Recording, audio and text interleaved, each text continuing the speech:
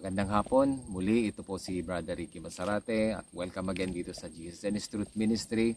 At salamat po sa patuloy na panunood at pagsubaybay ng mga videos na sinishare namin dito sa Jesus and His Truth Ministry. At sa hapong ito, nais kong ibahagi sa inyo ang binigay ng Panginoon na mensahe patungkol sa kanyang muling pagbalik. At makikita natin dito sa mensaheng ito kung saan sinabi ng Panginoong Jesucristo sa kanyang mga disipulo na mag-take heed o siguraduhin na hindi tayo malilinlang. So, makikita natin ito lahat. Ito na account sa tatlong Gospels, Matthew, Mark, and Luke. Sa Matthew, dito sa chapter 24. Sa Mark naman, sa chapter 13. And sa Luke, doon naman sa chapter 21. And sabi dito, basahin ko lang po dito sa Gospel of Matthew chapter 24 starting from verse 1. And Jesus went out and departed from the temple, and his disciples came to him for to shew him the buildings of the temple. And Jesus said unto them, See ye not all these things? Verily I say unto you, there shall not be left here one stone upon another that shall not be thrown down. And as he sat upon the Mount of Olives, the disciples came unto him privately, saying, Tell us, when shall these things be? And what shall be the sign of thy coming, and of the end of the world? And Jesus answered and said unto them, Take heed that no man deceive you. For many shall come in my name, saying, I am Christ, and shall deceive many. And ye shall hear of wars, rumors of wars. See that ye be not troubled, for all these things must come to pass, but the end is not yet. For nation shall rise against nation, and kingdom against kingdom, and there shall be famines, and pestilences, and earthquakes in divers places. All these are the beginning of sorrows. Then shall they deliver you up to be afflicted, and shall kill you, and ye shall be hated of all nations for my name's sake. And then shall many be offended, and shall betray one another, and shall hate one another. And many false prophets shall rise, and shall deceive many. And because iniquity shall abound, the love of many shall wax cold. But he that shall endure unto the end, the same shall be saved. And this gospel of the kingdom shall be preached in all the world for a witness unto all nations. And then shall the end come. When ye therefore shall see the abomination of desolation spoken of by Daniel the prophet, stand in the holy place. Whoso readeth, let him understand. Then let them which be in Judea flee into the mountains. Let him which is on the housetop not come down to take anything out of his house. Neither let him which is in the field return back to his clothes. And woe unto them that are with child, and to them that give suck in those days. But pray ye that your flight be not in the winter, neither on the Sabbath day. For then shall be great tribulation, such as was not since the beginning of the world to this time, no, nor ever shall be. And except those days should be shortened, there should no flesh be saved. But for the elect's sake, those days shall be shortened. Then if any man shall say unto you, Lo, here is Christ, or there, believe it not. For there shall arise false Christs and false prophets, and shall shew great signs and wonders, insomuch that, if it were possible, they shall deceive the very elect. Behold, I have told you before. Wherefore, if they shall say unto you, Behold, he is in the desert, go not forth. Behold, he is in the secret chambers, believe it not. For as the lightning cometh out of the east, and shineth even unto the west, so shall also the coming of the Son of Man be. For wheresoever the carcass is, there will the eagles be gathered together. Immediately after the tribulation of those days shall the sun be darkened, and the moon shall not give her light. And the stars shall fall from heaven, and the powers of the heavens shall be shaken. And then shall appear the Son of Man in heaven, and then shall all the tribes of the earth mourn. And they shall see the Son of Man coming in the clouds of heaven with great power and great glory. Or with power and great glory. And he shall send his angels with a great sound of a trumpet, and they shall gather together his elect from the four winds, from one end of the heaven to the other. Now learn a parable of the fig tree. When his branch is yet tender and putteth forth leaves, ye know that summer is nigh. So likewise, when ye shall see all these things, know that it is near at the doors. Verily I say unto you, this generation shall not pass till all these things be fulfilled. Heaven and earth shall pass away, but my word shall not pass away.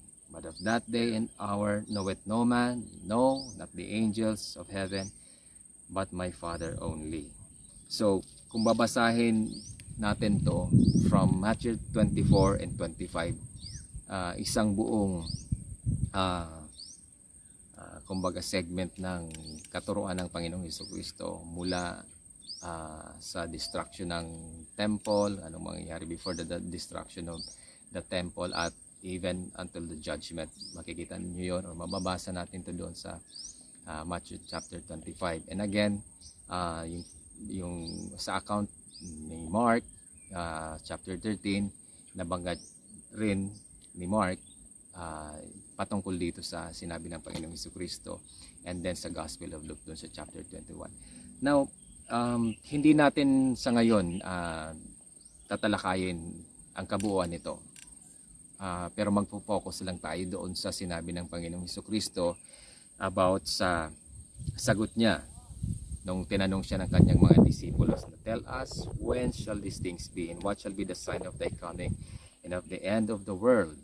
Regarding doon sa destruction ng temple, sinabi ng Panginoon at tinanong sa kanya ng kanyang mga disipulos, kailan ba ito mangyayari? And ano ba yung mga sign ng muli mong pagbabalik? And ang katapusan ng mundo, or the end of the world. At ito ang sinabi ng Panginoong Jesucristo sa kanila.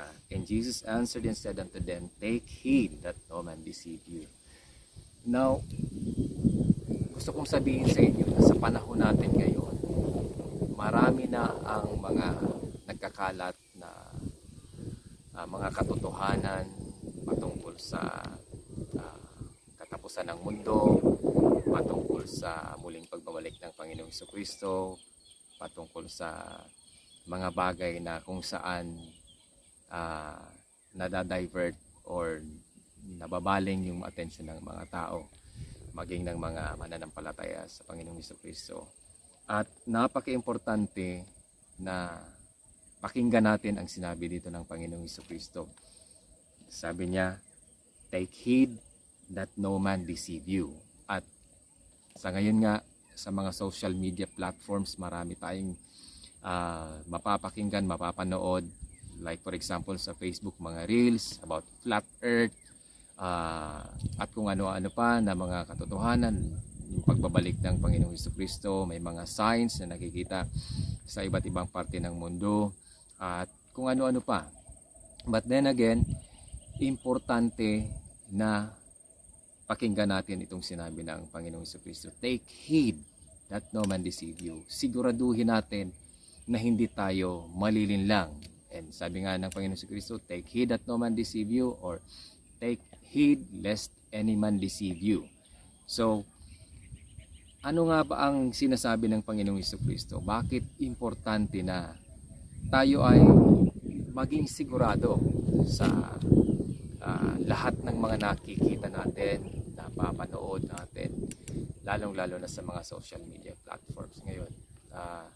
Ito ay nagiging paraan ngayon ng diablo, ng kaaway, ng evil one or ni Satan upang linlangin ang mga tao sa buong mundo, at maging ang mga mananampalataya ay gayon din ensnared or magiging katitisuran natin to, at magiging ensnared ito sa atin kung hindi tayo mag-iingat.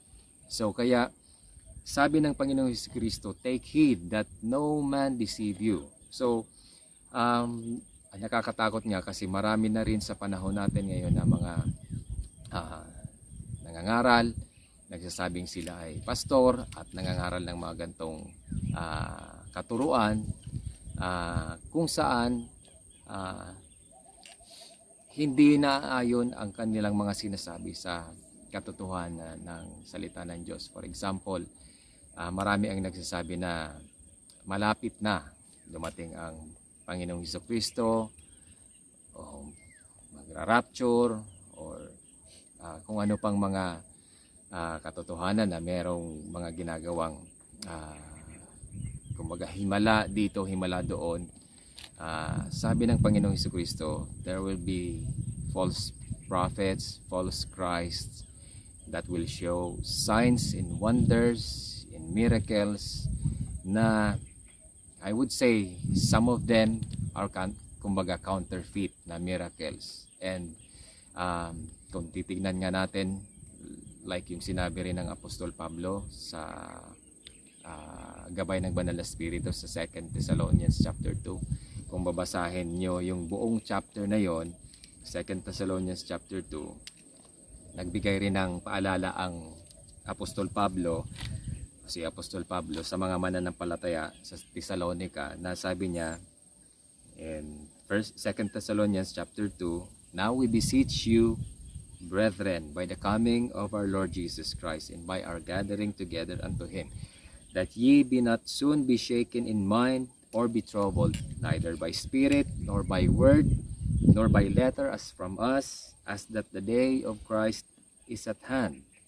And ito yung sinabi niya na ineko niya, kaparehas ng sinabi ng Panginoong Jesucristo. Chapter 2 verse 3, let no man deceive you by any means, for that day shall not come, yung muling pagbabalik ng Panginoong Jesucristo, for that day shall not come except there come a falling away first, a falling away from the faith, and that man of sin be revealed, the son of perdition, who opposed and exalted himself above all that is called God, or that is worship, so that he as God seated in the temple of God, showing himself that he is God. Remember ye not that when I was with you I told you these things, and now ye know what withholdeth that he might be revealed in his time. For the mystery of iniquity doth already work. Only he who now letteth will let until he be taken out of the way. And then shall that wicked be revealed, whom the Lord shall consume with the spirit of his mouth, and shall destroy with the brightness of his coming. Even him whose coming is after the working of Satan, with all power in signs and lying wonders, and with all deceivableness of unrighteousness in them that perish, because they receive not the love of the truth, that they might be saved. And for this cause God shall send them strong delusion, that they should believe a lie, that they all might be damned who believe not the truth, but had pleasure in unrighteousness. So, dito, isa rin na, kumbaga, paalala ng Apostol Pablo sa mga taga Thessalonica, halos parehas ng katotohanan na sinabi ng Panginoong Jesucristo doon sa Matthew chapter 24, Mark 13, and Luke chapter 21. Take heed lest any man deceive you. Make sure na hindi tayo maloloko, malilinlang ng kung sino man. Kasi, yun nga, sabi rin nabanggit ng Apostol Pablo na yung wicked one, probably Satan working with that person, the wicked one, he will show signs, wonders, and miracles na halos hindi siya madidistinguish kung totoo nga ba siya at ito ay counterfeit miracles. So, sabi doon sa Book of Revelation din, sinabi rin doon yung false prophet, the beast with the false prophet, and Satan, yung false prophet, gumagawa rin siya ng mga signs, wonders, and miracles. So, at sabi nga ng Panginoong Jesucristo, even the very elect, if possible, even the very elect shall be deceived. So, sa panahon natin ngayon, yun nga, punong-puno na ang social media ng mga kung ano-anong mga katuruan at mga makikita natin, kumbaga iba't ibang klase, meron pang mga yung mga AI ah, which is sa panahon natin ngayon, halos hindi mo na ma-distinguish ang katotohanan sa hindi katotohanan, doon sa truth tsaka sa false. But sabi ng Panginoong Hesukristo, take heed lest any man deceive you. So siguraduhin natin sa ating sarili na hindi tayo malinlang ng kung sino man.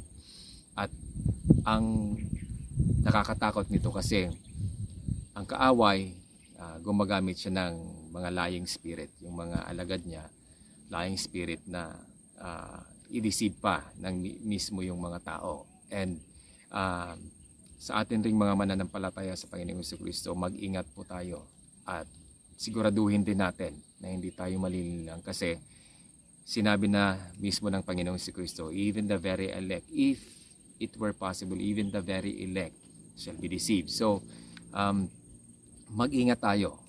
Paano ba natin masisigurado na hindi tayo malilinlang ng mga napapanood natin sa social media, sa anumang platform, YouTube, Facebook, mga Reels, maraming lumalabas dyan na hindi naaayon sa kalooban, sa mga katuroan ng Panginoong Hesukristo.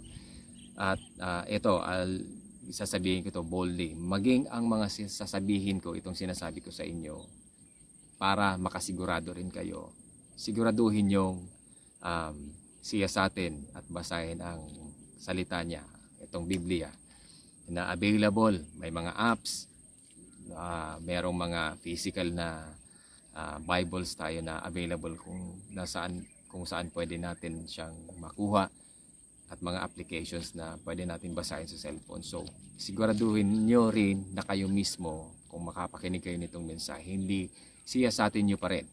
So, kumbaga, sa panahon kasi natin ngayon, marami na talaga ang mga nagtuturo, lumalabas, na mga katotohanan hindi ayon o sang-ayon sa salita ng Panginoong Hesukristo. So, take heed. Siguraduhin natin, we have to make sure na hindi tayo malilinlang. At sa papaanong paraan tayo hindi malilinlang. Number one, ang unang-una, sino ba dapat ang pinapakinggan natin? Ito ang Panginoong Hesukristo na mismo ang nagsasalita. Kaya dapat siguraduhin natin na masunod natin ang kanyang sinasabi. So ang number one na dapat nating pakinggan, ang Panginoong Hesukristo. Papaano natin siya mapakikinggan at masisiyasat ang kanyang salita? Okay? Dito mismo sa kanyang salita, sa Biblia, patuloy nating basahin ang kanyang salita, ang katotohanan na sinasabi niya sa atin dito sa Biblia na available sa atin. Yun ang number one. Pangalawa, paano tayo makakasiguro na hindi tayo malilinlang? Lumapit tayo sa kanya sa panalangin. Araw-araw, sa pagbabasa natin ng kanyang salita, patuloy nating ipanalangin ang mga binabasa natin at sabihin natin sa Panginoong Hesukristo, at sa tulong ng Banal na Espiritu, ipaintindi mo, Panginoon, ang binabasa ko, lalong-lalo na ang mga katotohanan patungkol sa muli mong pagbalik. So, at sa sinasabi mong, take heed, lest no man deceive you, or lest any man should deceive you. So, Panginoon, paano ba ako hindi madideceive?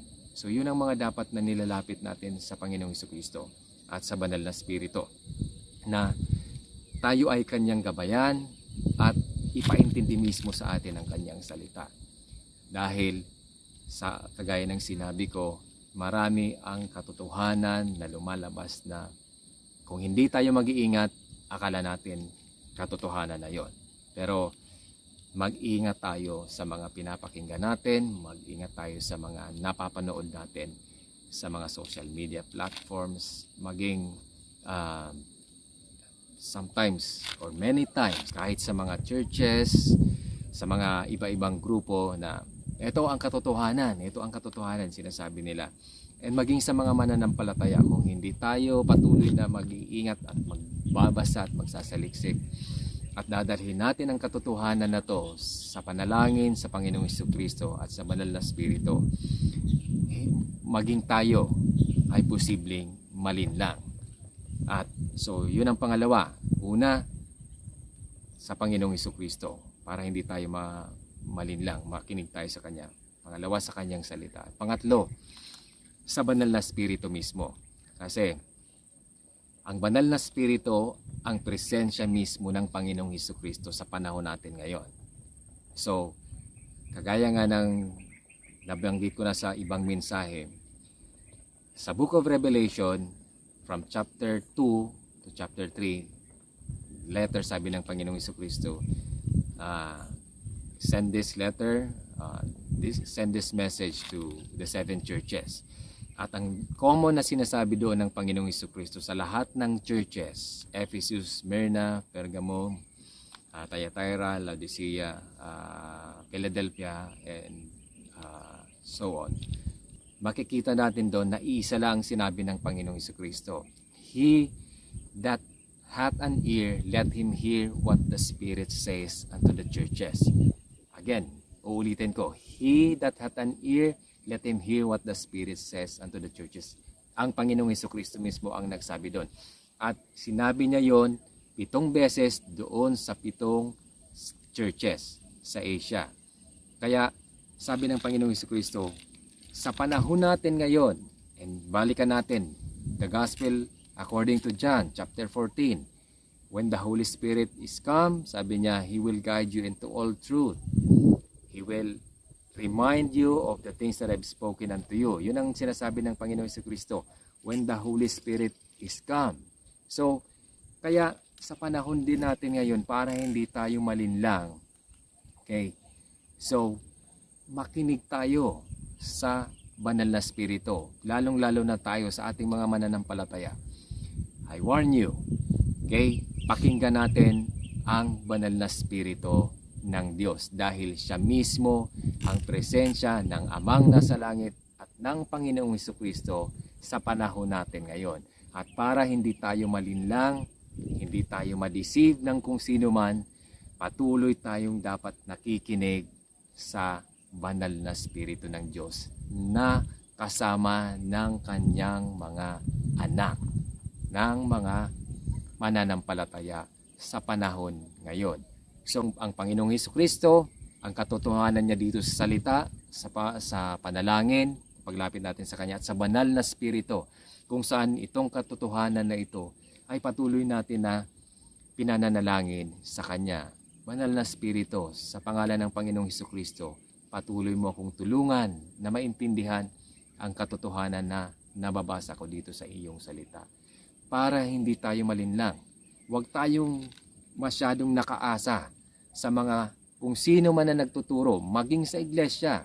Kaya ako sinasabi ko lagi, kahit ako mismo, pag ako nagtuturo, sinasabi ko, kahit ang mga binabanggit ko sa inyo na napapakinggan nyo, patuloy niyong siya sa atin sa kanyang salita upang hindi rin kayo malinlang, para masigurado niyong hindi ko kayo niloloko. Yun lang. So, kaya take heed na hindi tayo malinlang. Again, available ang salita ng Diyos sa atin. At hindi lang yon, available rin ang banal na Espiritu sa atin na naghihintay na tayo ay dumulog sa Kanya. At patuloy ang banal na Espiritu na nagpapaalala sa atin sa lahat ng mga katotohanan na ibinibigay sa atin or sinabi sa atin ng Panginoong Hesukristo dito sa Kanyang salita. Kailangan natin itong idulog sa Panginoong Hesukristo at sa banal na Espiritu na kasama natin ngayong panahon.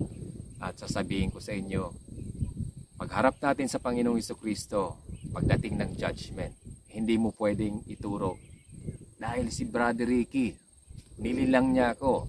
Again, meron tayong responsibilidad sa harapan ng Diyos.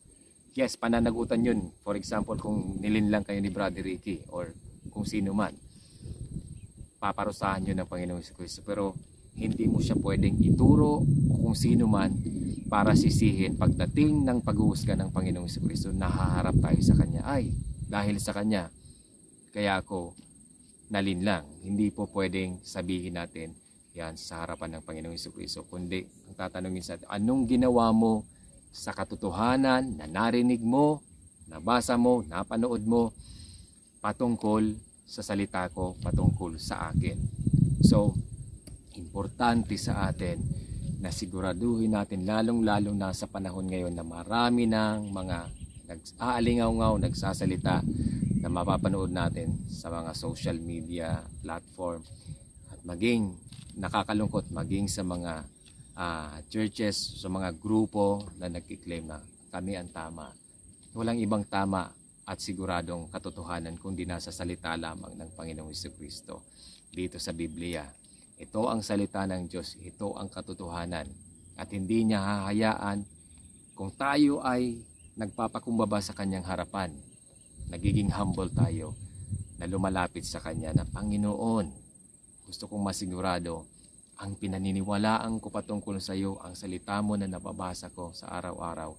Gusto kong maintindihan ito at gusto kong masigurado na hindi ako malinlang ng kung sino man na naririnig ko dyan. Kaya importante na dumulog tayo sa Panginoong Jesucristo, basahin natin ang kanyang salita, patuloy tayong manalangin sa kanya at hingin natin ang gabay ng banal na Espiritu upang makasigurado tayo na hindi tayo nalilinlang ng kung sino man patungkol sa kanyang katotohanan. Kaya nga sinabi rin ng Apostol Pablo, examine yourselves, or I believe that's Apostle Peter, examine yourselves if ye are in the faith. And sabi nga, make your calling and election sure. Para tayo mismo, sigurado tayo na pagdating ng panahon, hindi tayo mapunta sa lugar na kung saan sa akala natin hindi natin mapupuntahan. Ang relasyon natin sa Panginoong Jesucristo, individual, personal relationship. So again, make your calling and election sure. Take heed that no man deceive you. Again, hindi siya mapapantayan ng anuman na mga activities na ginagawa natin sa iglesia. Akala natin yun na yun. Tayo ay gumagawa ng mga ministeryo, nag-i-involve tayo. It's never an assurance na tayo nga iligtas. In order for us to make sure is alam natin na nag-struggle tayo sa katotohanan ng Panginoong Jesucristo, lalong-lalo na sa lakad natin sa Kanya, sa obedience natin sa Kanya. On a daily basis na hindi na natin, kumbaga, yung mga bagay na hindi kalugod-lugod sa harap ng Diyos, iniiwanan na natin yon. Pinapanalangin natin na hindi na natin magawa yon. At paano nga magagawa natin yon? Na we will walk with the Lord in obedience and faith. It's only by the Holy Spirit once again. Sabi nga ni Apostol Pablo sa Galatians, okay? Sabi niya, paano tayo lalakad na hindi sa laman? Only by the Holy Spirit. Mortify the deeds of the flesh, sabi niya, by the Spirit. If we live in the Spirit, let us also walk in the Spirit, because ang fruit ng Spirit is love, joy, peace, patience, kindness, gentleness, meekness, long-suffering. So, yung mga fruit of the Spirit na yon, gawa ng banal na Espiritu sa atin yun. In obedience, nais natin lumakad sa Kanya. Yun ang mga bunga. And again, kumbaga, sabihin ko lang sa inyo, ang totoong marka ng isang Kristiyano ay nasa atin ang banal na Espiritu ng Diyos. Yan ang evident na, kumbaga, marka ng isang Kristiyano, dahil ang bunga ng banal na Espiritu, ipapakita niya yan sa bawat isa. Ipapakita niya yan sa kabuuan ng pamumuhay natin, sa relasyon natin sa ibang tao, sa relasyon natin sa mga mananampalataya, sa relasyon natin sa bawat isa, hindi lang dahil iniisip natin ito, hindi lang dahil sa kumbaga sinasabi natin, kundi makikita natin yan, natural na ipapamunga yan ng banal na Espiritu sa atin. Sa iglesia man tayo, kung saan man, kung kanino man tayo nakikipag-usap, makikita at makikita ng mga tao na nasa atin ang banal na Espiritu ng Diyos. Again, take heed na hindi tayo malinlang, lalong-lalo na sa panahon natin ngayon. Bombarded na tayo ng mga messages, sa social media platforms, Facebook, YouTube, TikTok, and so on. Ito lang, I'll be practical. Isang illustration lang or isang tanong lang sa inyo. Tanungin ko lang ang bawat isa sa inyo. Ilang oras ba tayo nagbibigay ng panahon sa isang araw para sa Diyos? Kung kaya mo bumabad sa cellphone mo ng 3 oras, 5 oras, ilan kaya sa Panginoong Jesucristo sa kanyang salita? Sa panalangin, ilang oras ba tayong nagbababad sa presensya ng Diyos sa ating panalangin? Kaya, ito ang challenge sa atin.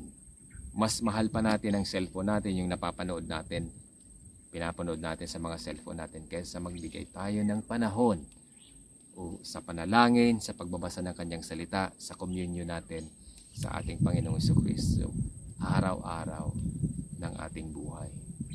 Kaya nawa, sa mensaheng ito, take heed na hindi tayo ma-deceive ng kung sino-sino man.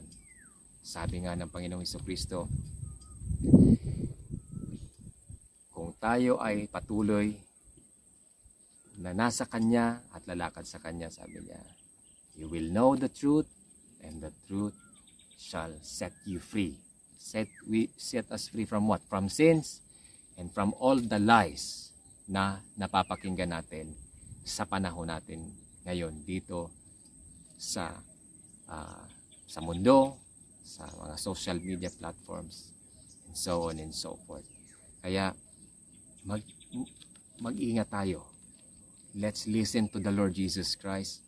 Let's read His Word. Let's bring His Word to the Holy Spirit and ask Him na i-illumine sa atin ang Kanyang salita, ang Kanyang katotohanan, upang hindi tayo malinlang ng kung sino man.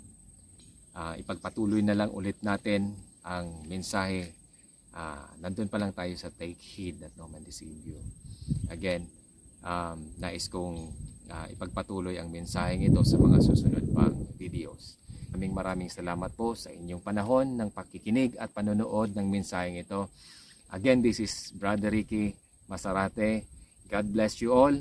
At patuloy niyong subaybayan lahat ng videos na i-share namin dito sa Jesus and His Truth Ministries. The Lord bless you, lalong-lalo na sa mga napakinggan nyo ngayon, and may the Holy Spirit make this truth plain and mas malinaw para sa inyo. To take heed that no man deceive each one of us. God bless you all at maraming salamat.